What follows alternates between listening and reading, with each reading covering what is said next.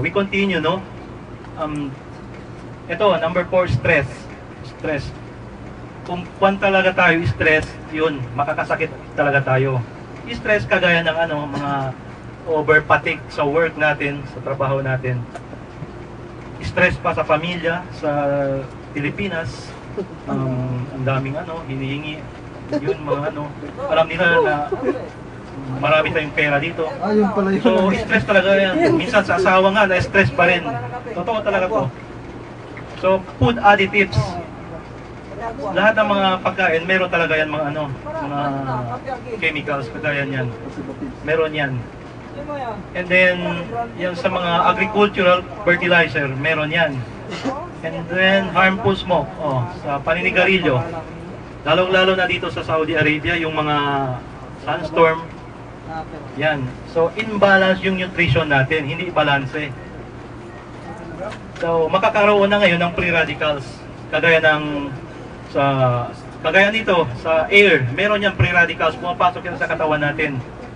So, ito pa, lack of sleep. Pag kulang ka talagang tulog, ayan, masisira talaga yung sistema. Okay, we moving on, no? Tago ko to, sayang. Okay, kung makikita nyo ngayon, itong photo na to, yung dati ko dito, first time ko dito sa Saudi Arabia. First time, 2013. So, hindi pa ako nagtitake ng product nito, mga bro, no?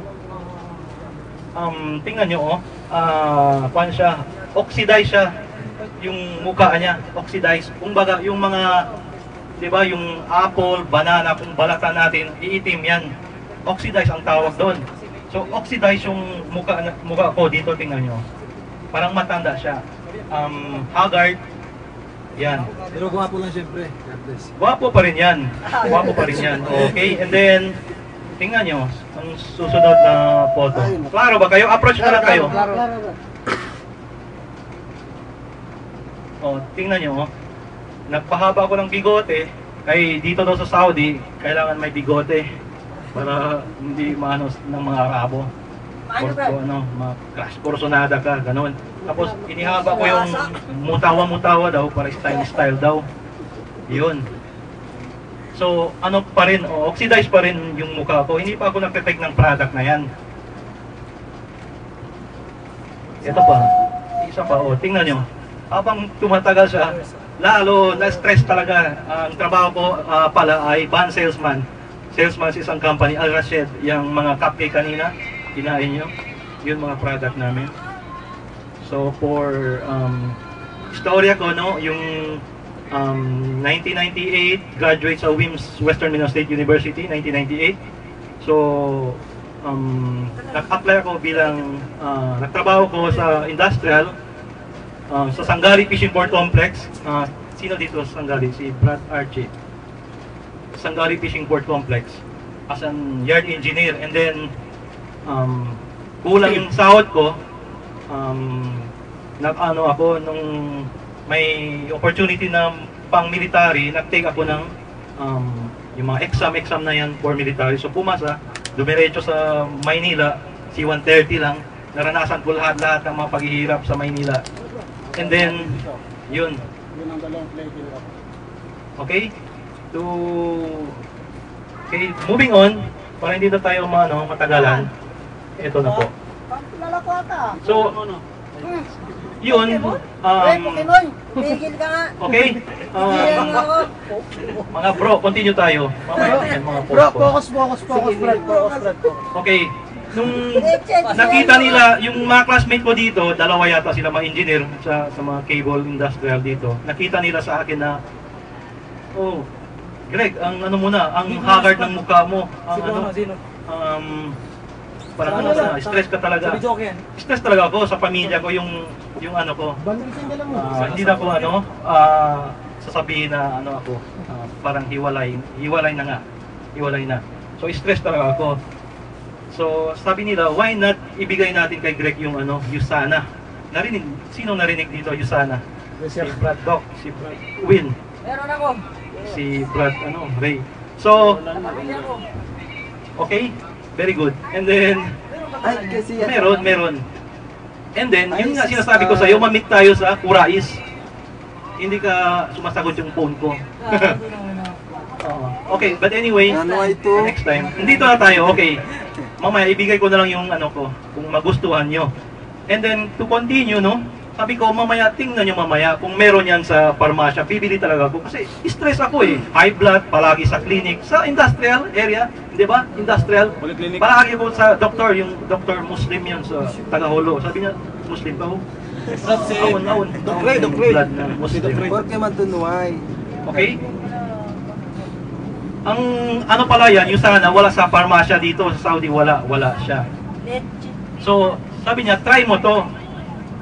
Tinry ko yung ano, essentials, yung isang vitamins, isang mineral. Pag uwi ko, sabi ko, ano man to, utot ng utot, ang baho pa. Kasi ano yun, detoxification sa katawan natin. Lahat ng mga chemicals, lumalabas yan. Kagaya ng kumakain natin mga chemicals, lalabas yan. So, tingnan nyo ako. Oh. After 3 months lang yan. Oh. Oh, nawala na yung oxidize. So yan, mahaba pa yung ano, bigote ko, yung pati yung ano, pangutawa ko. Na-oxidize talaga, oh. Lumabas na yung oxidation. Bumata, brad. Bumata nga eh. Video kami. Nagulat nga ako dito. Ayan, yan pa. Ayan, tingnan nyo. Pumunta na ako ng opisina ng USANA sa Makati. Okay? And then moving on. So, ito ang company natin, USANA. U stand for True. SANA stand for Health. Greek word yan. Kagaya ng Zeta Pi Omega. Greek words yan. You're the highest rated supplement in the whole world. Okay na? Ang founder, kagaya natin, may founder rin ang USANA, si Dr. Myron Wentz. Double PhD. More on microbiologist and immunologist sa katawan natin. Dati, nag-launch siya ng Gall Laboratory. Sa kanya yan, Gall Laboratories. Kita niyo mga Brad. Dati sa kanya yan. So, ang istorya niyan, yung example, yung mga coronavirus dito sa Saudi, dinadala sa Gall Laboratories. Dinadiagnose nila yung mga sakit. So, mga cancer, diabetes, marami pa rin nakakasakit dyan. So, ang nanay niya namatay sa cancer. Tatay niya heart failure. Kapatid niya cancer pa rin. So, sabi niya, tinatake naman ng vitamins. Mayayaman ng mga tao sa Amerika, sa US alone, sa Europe, mayayaman naman. Ba't nakakasakit pa? So, nilikom niya ngayon yung mga vitamins na iniinom. Wala pala, ni isa hindi pumapasok sa cell ng katawan ng tao. Especially a cell, kasi marami tayong cell. 100 million of cell ang katawan natin. So, marami siyang natulungan sa mamamayan, sa kapwa-tao, hindi lang pampayaman. Mismo siya pumunta ng Africa, sa mga mahihirap na lugar doon. Sa Cebu, pumunta na yan, sikreto lang, Dr. Myron Wentz. So, marami siyang natulungan ngayon sa humanitarian. So, natanggap niya ngayon ang pinaka-highest award, the Albert Einstein Award. Familiar naman kayo sa Albert Einstein, di ba? Meron yan sa engineering. So, siya sa life sciences. Okay, and then moving forward, repeat ba? Yan, si Dr. Uz yan. Dr. Uz. Dati yan, lumalabas pa yan sa Oprah. Oprah Winfrey. Familiar kayo sa Oprah. So, ngayon, ang good news po, may sarili na siyang show, the Dr. Uz Show. Ayan. Meron siya, mag-type kayo sa YouTube, meron yan Dr. Uz Show. Na meron mga segment dyan na example, itong tuhod, kung sino may problema na tao, meron talaga gamot dyan para sa tuhod na yan. Kasi yung tuhod natin, explain ko mamaya yan, no? Sa mga tuhod, konting explanation doon. So, ang mga elite athlete that trust USANA, yan. Si Bradley. Yung tinalo kay Manny Pacquiao. Siyempre si Manny Pacquiao, USANA yan. Meron yan sa Google. Meron yan. Totoo talaga yan. Kaya pala ang lakas-lakas ni Manny. USANA ang ginagamit yan. 7 pa nga. Kami, dalawa-dalawa nang nagtitake. Siya 7. Tsaka, yan, ang daming. More than 700 athletes yan. Hindi lang mga, hindi ba? Olympics. hindi ba sa Olympics? More on USANA talagang sponsor doon, USANA. Sa mga basketball player yan, Paul Artadi, James Yap, si L.A. Tenori, USANA yan. Ito pa. Ito pa po, si mga mga Philippine athletes, billiard, bowling, USANA yan. Yung mga Hollywood celebrities, USANA yan. Si Julia Roberts, Ben Affleck, Paris Hilton. Ito yung mga USANA nag-start sa Pilipinas. Kung wala sila, wala kami dito sa Saudi. Dito sa Saudi, meron kami. So, huwag kayong nakikita niyo si Greg Lukman na nagsasign ng ganyan. Hindi yung fraternity, yan, USANA Extreme 111. Is team namin dito sa Saudi, 111 Extreme 111. Yan ang meaning niya. Yan, Latin. Okay? Family yan, family. Katulad natin, magiging family tayo, hindi tayo puro yung puro mga, kumbaga, mga mag-meeting tayo, puro lang mga brad, kailangan tayo maging pamilya na. Kumbaga, yung asawa natin, gagawin natin seta. Yung anak natin, gagawin natin seta. Di ba? Yung 2037 anniversary, di ba? Pinakita ko sa YouTube, yung anak ko sa sumama sa akin sa motorcade sa Zamboanga City. Ang dami, hindi ka kami nakapasok sa Nunez, nakat na yung namin, kinat na kasi ang daming pulis, lahat ng mga blood natin sa Pasunangka, confiscated lahat ng driver's license. Totoo yan. Hindi kami pinayagan pumasok sa city. Kanya-kanya na, diretso na para San Roque, pagbalik sa Santa Maria playground, ayun na, marami ng politiko, gagaya ng sinasabi, politiko, pero andun pa rin tayo. Seta pa rin tayo, okay? And then moving on, sabi ng anak ko, pag uwi niya sa bahay, sa balay, seta. Ang dami kaya. Okay? So ang market, ang worldwide growth ng USANA is more than 20 years, more than 20 countries na. Nagsimula yan sa 1992 sa United States, followed by Canada, and then sa Pilipinas 2009 na po tayo. Yan mga market niya. So, ang main office ng USANA is Salt Lake. Familiar kayo sa Salt Lake, USA? Salt Lake. Hindi ba may team Utah? Okay? So, it have 350,000 square foot facility. Ang laki. Tatlong MOA. Di ba? Mall of Asia, ang laki na. Tatlong yan. And then, ang opisina sa Makati, sa HSBC Enterprises. Di ba? Diyan malapit sa iPeople, sa PBCom Bank. Yun ang agency namin, iPeople.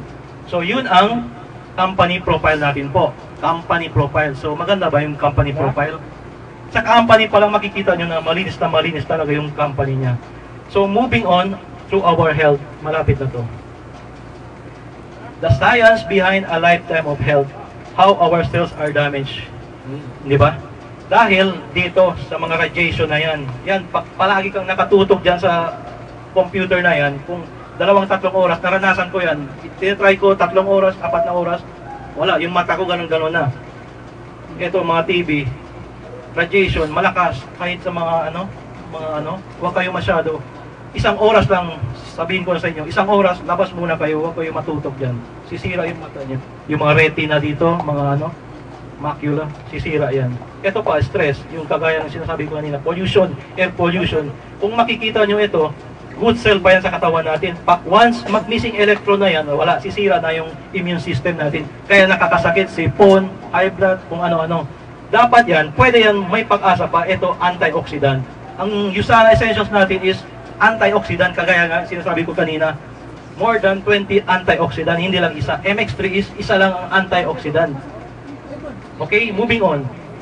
Ang epekto nito, meron, kung babanggitin ko, baka meron kayo, kung marami na kayong free radical sa katawan, makakaroon na kayo ng diabetes, cancer, gout, asthma, uric acid, kidney failure, arthritis. Yan, arthritis yung bago ko lang